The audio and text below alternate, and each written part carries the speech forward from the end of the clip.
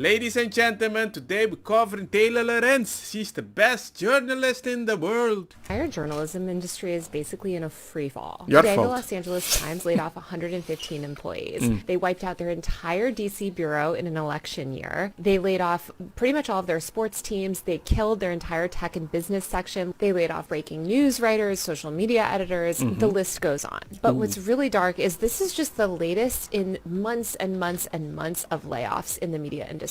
In fact, tens of thousands of journalists have been laid off in the past year. Major media companies like BuzzFeed News have completely BuzzFeed. shuttered their news operations. Time Magazine also just laid off a ton of people, and Sports Illustrated basically shut down last Yeah, you week. went woke. Pretty much the entire digital media ecosystem that myself and a lot of other millennial journalists came up in has been completely hollowed out. And it's not just digital media sites. Local news has been obliterated. The newspaper industry is cratering. Radio is essentially dead aside from NPR, which has been gutted. Meanwhile, hundreds of workers at Condé Nast, the parent company of pretty much every major magazine from GQ to Vogue to The New Yorker to Vanity Fair, are on strike because they're also facing impending layoffs. Yeah. Even mainstream national media outlets owned by billionaires like the Washington Post, where I work, and The Atlantic, where I used to work, have done layoffs. If you're a young journalist today, there's almost no on-ramp to traditional journalism. Even if you do get a job, journalists' salaries have been stagnant and even They went to declined. woke. And by the way, we don't make that much to begin with. I don't think people understand how bad the world would be without journalists.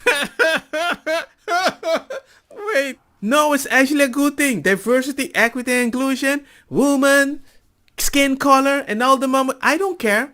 If you're good at journalism, if you're honest, if you break the news and bring the facts that everybody needs to hear, even if they call you bigot, even if they call you racist, if you're just honest, providing the information, I don't mind that. But the problem is there's like an agenda pushed, and Taylor Lorenz, you're very good at it. Let me give you an example. On Thursday, the so-called internet culture columnist penned a piece about the content creator who benefited from the explosive Johnny Depp Amber Heard trial that concluded this week.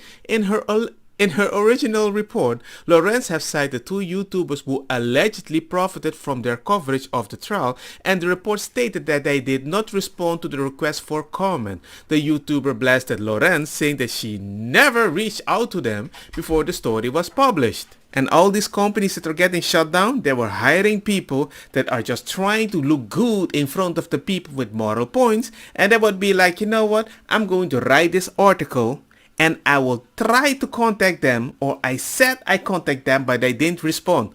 Or they make the article, it becomes famous, and then they call you, hey man, look at how much attention you're getting. You're getting bad review. It might mess up with your business. Do you have anything to say? You see? And it's like very disingenuous, and certain people don't like that way of making business. And they got angry at her. Remember this? Hey, nice job on that story, you soulless effing.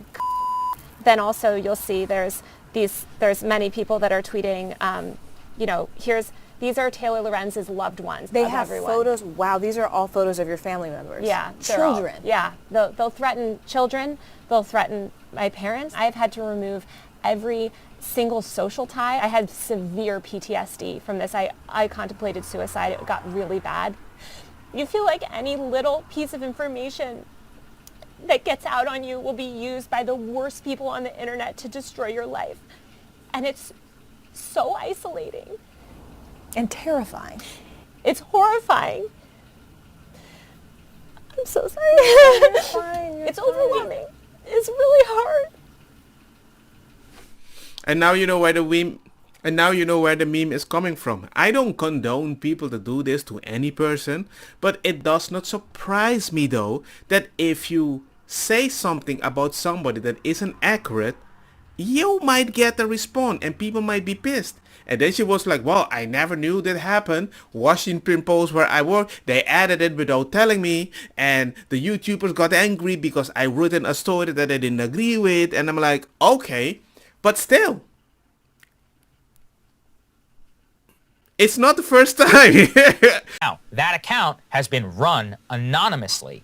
the author has, or I guess the owner of the account has done some interviews, but has gone to great lengths in order to protect her anonymity. She's done interviews on Fox News. She's done interviews on podcasts as well, but has said that she doesn't want to reveal her face simply because of how much of a target that she is for many of the online harassment crowd. Sounds legit. Well, we found out late last night that journalist Taylor Lorenz, who we've talked about here, who has decried online harassment, who broke down crying on NBC News because she says that people are coming after her and her personal identity. I don't want to minimize that. I actually think that that's awful, and I don't think anybody should have to experience that. Well, it turns out that she doxed this woman and revealed her name. Now, I'm not going to read her name here on the air, but let's go ahead and put this up there on the screen. Now, she says, meet the woman behind libs of TikTok, secretly fueling the right wing's outrage machine. In it, she points to the anonymous impacts deep and far-reaching movement. Its content is amplified by high-profile media figures. She's appeared on Tucker Carlson. It's been referenced on Fox News.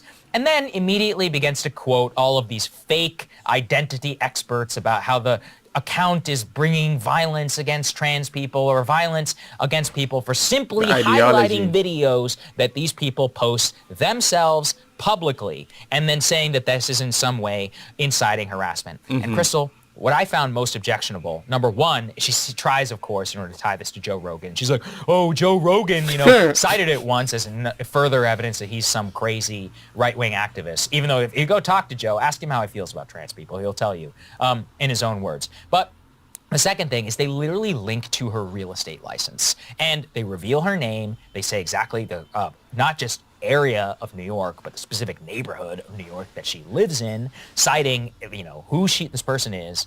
And that level of identification is just ludicrous, especially in the context of this entire article, which is meant to paint her as some sort of hate monger. Yeah. Now, I personally think there is a story to be told about the Libs of TikTok account. I've spoken about it offline privately with my friends. Like I said, I think it's crazy that this account came out of nowhere and legitimately became probably the most important right-wing account in the entire country. And I can understand how the whole left side is so angry, but I'm like, these people are so confident they're posting everything online, even the teachers, even the people that are cutting the parts of certain people.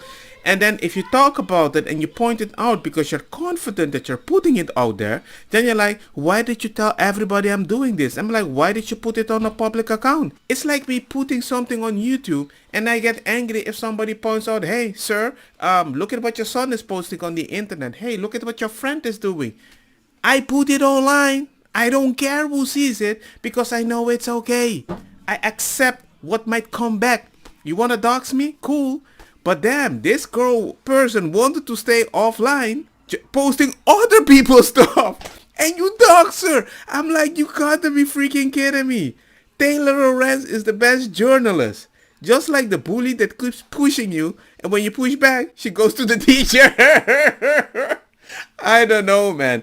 And the fact that many people that think this way are hired by all these companies, it doesn't surprise me. They fire them all at the same time. It's wasted money. DEI, I hired you because you're a woman or you have a skin color.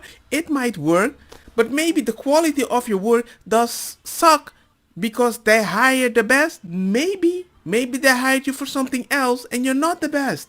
I'm sorry. You need to find a new job and I wish you the best.